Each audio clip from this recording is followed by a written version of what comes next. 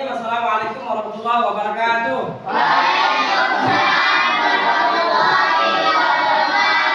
Apa kabarnya anak-anakku sekalian?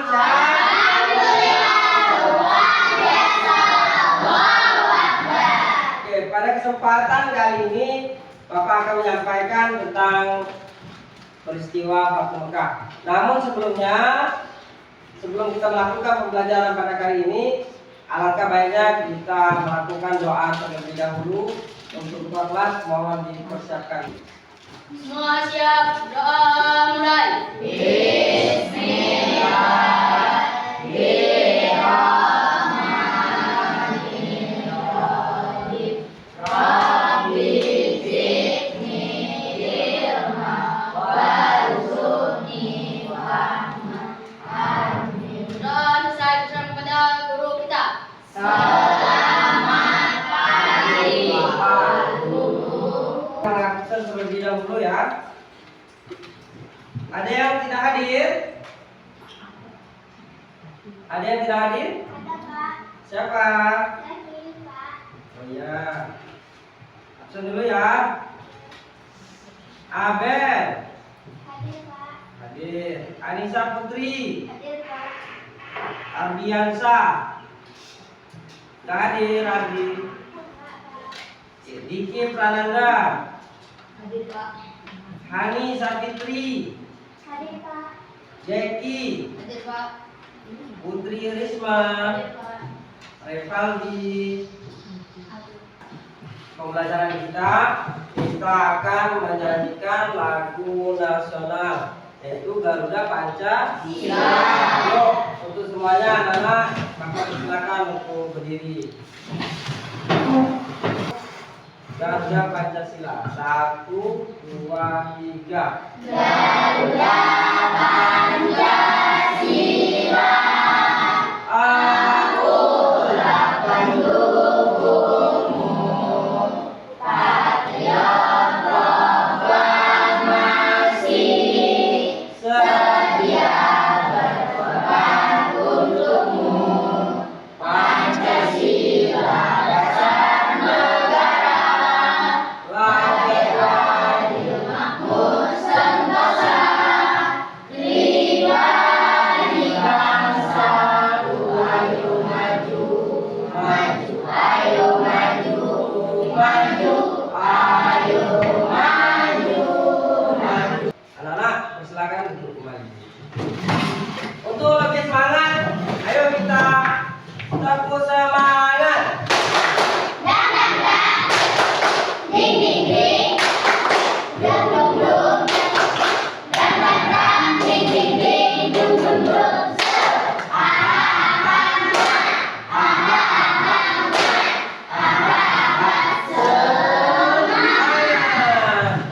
Oke, kita memasuki materi kita pada kali ini yang sudah Bapak jelaskan tadi, yaitu tentang peristiwa Fathu Mekah.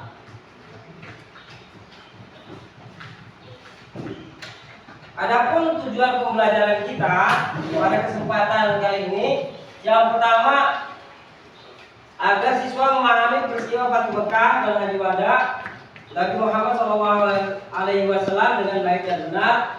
Yang kedua, menjelaskan peristiwa Fathu Mekah dan Haji Wada Nabi Muhammad SAW dengan baik dan benar. Yang ketiga, menyebutkan sebab-sebab terjadinya Fathu Mekah dan Haji Wada Nabi Muhammad dengan baik dan benar. Yang keempat, meneladani kisah terpuji dan peristiwa Fathu Mekah dan Haji Wada Nabi Muhammad SAW. Yang kelima, mempraktikkan teladan peristiwa Fathu Mekah dan Haji Wada Nabi Muhammad dengan baik dan benar dalam kehidupan sehari-hari.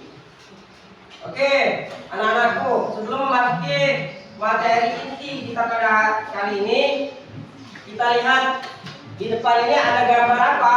Orang sedang apa ini? Apa ini? Perjalanan ke Mekah menggunakan onta. Oke, betul. Kedua ya, yang kedua. Kalau ini apa? Gambar apa? Orang yang sedang melaksanakan ibadah haji atau umrah. umroh. Orang yang sedang melakukan ibadah haji dan umroh. Ada yang lain bisa?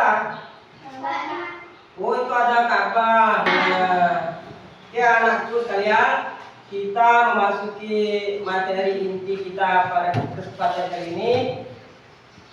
Perhatikan video berikut ini. Fathu Mekah, pembebasan kota Mekah.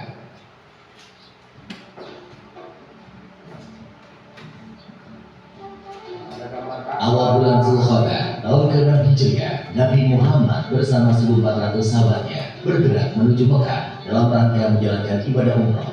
Rombongan besar tersebut membawa 70 ekor unta sebagai hewan kurban. Para sahabat Nabi sangat antusias mengikuti perjalanan ke Mekah, terutama kaum muhajirin yang telah lama meninggalkan kota kelahirannya.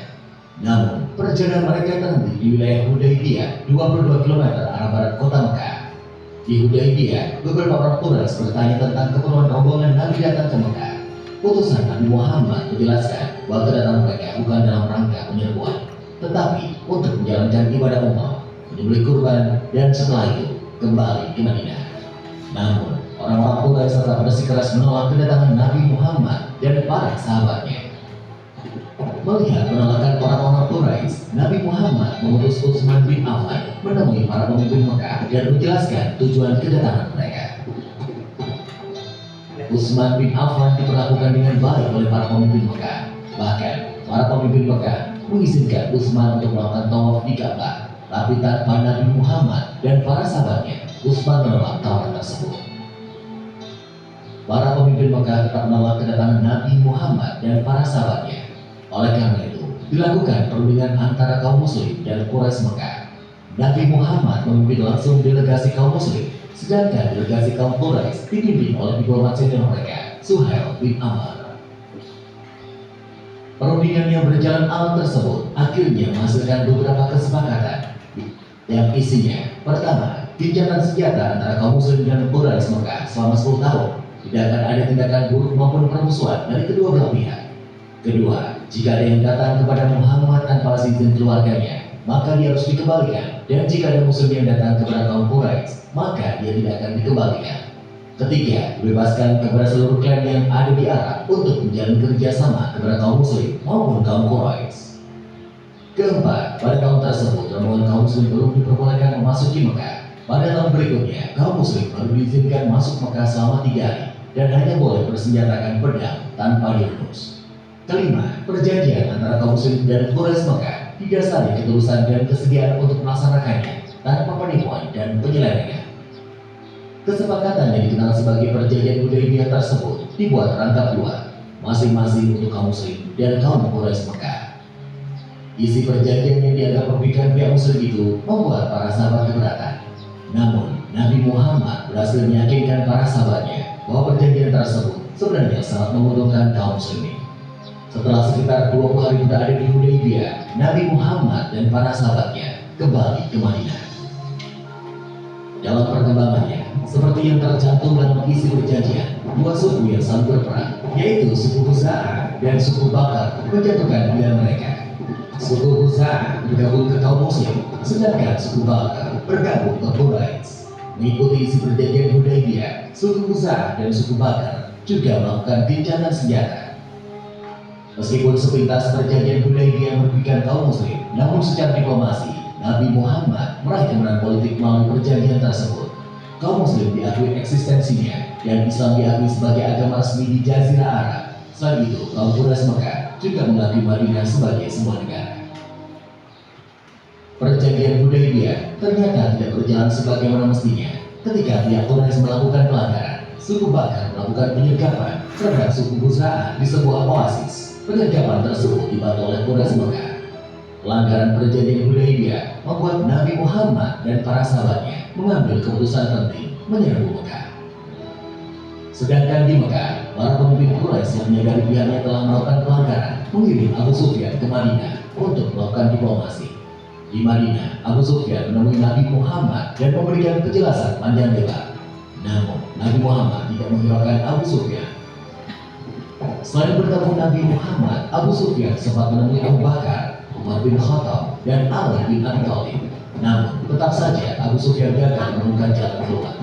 Itulah putus asa Abu Sufyan pun kembali ke Mekah. Setelah bertahun-tahun, jumlah pengikut Nabi Muhammad semakin besar. Kali ini, 10.000 pasukan Muslim dengan bersenjata lengkap telah bersiap menuju Mekah. Pada panjang 10.000 pasukan Muslim memulai perjalanan ke Mekah. Kali ini, pasukan Muslim akan melaksanakan misi yang sangat menentukan, yaitu Fathu Mekah atau pembebasan kota Mekah dari tangan kaum Quraisy. Para pemimpin Mekah sama sekali tidak menduga kekuatan pasukan Nabi Muhammad.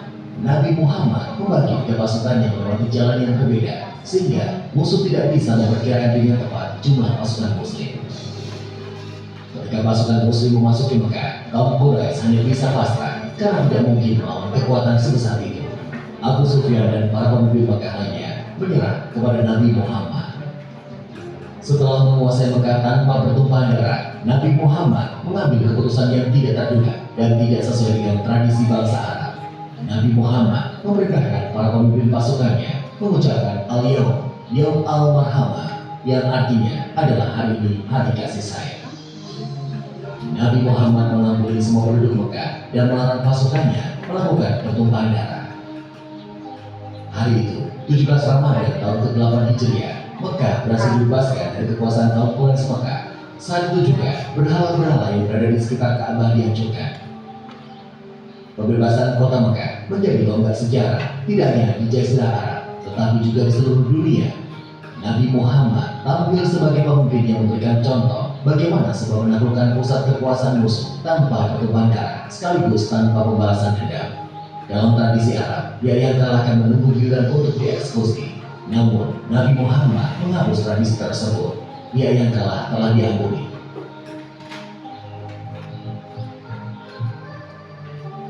Setelah Ka'bah dibersihkan dari berbagai jenis berhala, Bilal pun diperintahkan Nabi untuk memandangkan azan.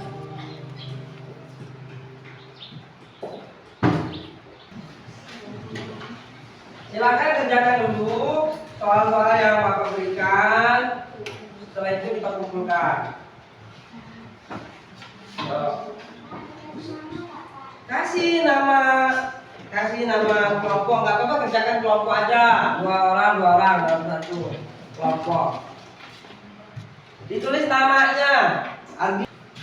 Risma sudah, ya kan sudah, boleh kumpulkan Risma.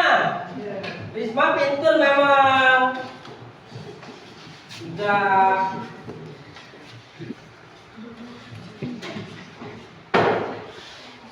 Jalan sambil kumpulkan, yuk, kumpulkan di depan Risma.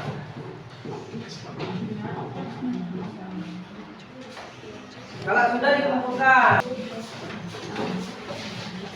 susah maka nilai dulu. Semoga nilainya bagus-bagus semua.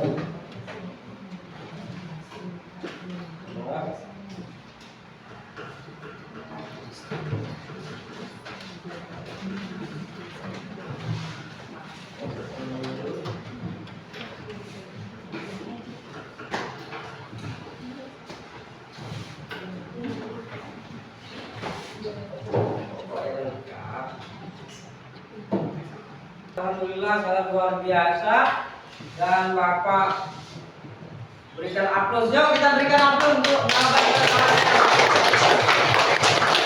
yang masih merasa nilainya kecil. Gak usah putus asa, belajar terus di rumah. Pelajaran kita kali ini yaitu yang pertama Fathu Mekah, pembukaan Mekah atau pembebasan kota Mekah yang terjadi pada tahun 630 Masehi atau 8 Hijriah. Yang kedua, penghancuran berhala, menandai bahwa kaum muslim sudah menang pada saat itu.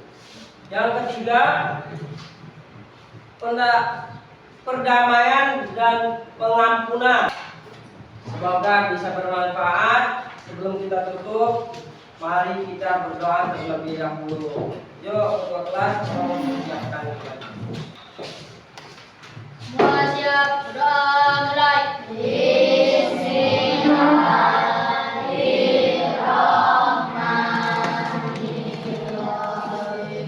Wal asri innal insana lafi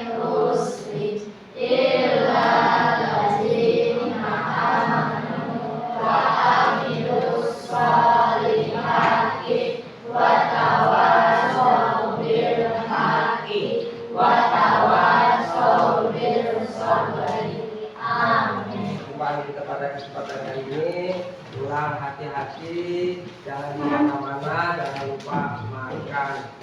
Ya, akhir kalam. Billahi taufiq wal hidayah. Wassalamualaikum warahmatullahi wabarakatuh.